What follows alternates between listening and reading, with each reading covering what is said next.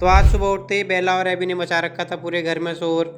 न खुद सोते हैं और ना ही किसी और को सोने देते हैं। और फिर सबको लेके मैं बैठ गया बाहर और मस्त करके धूप खाने लगे। और फिर थोड़ी देर बाद मैं चल दिया बाहर। आज रोड पे आते ही ऑटो भी मिल गया। फिर शाम को घर आते हुए रास्ते पे दिखा है समोसा वाला, तो मैं चल दिया उसके पास समोसे खाने। इसके समोसे की चाट बनाने का स्टाइल थोड़ा अलग था, लेकिन खाने में बहुत मस्त लग रही थी। फिर रात में देखा तो चंदन मेरा जूता लेके बैठे हुए थे और उसको काटने के फिराक में थे, लेकिन मैं उससे पहले ही पहुंच गया। बचपन से आज तक चंदन को बहुत शौक है जूते चप्पल काटने का। किसी दिन दिखाऊंगा मैं चंदन की कारीगरी जूते और चप्पलों पे। फिर सब लोगों ने खाया खाना और सो गए। ब्लॉग अच्छा लगा तो लाइक सब्सक्राइब करके जरूर जाना। मिलते हैं कल।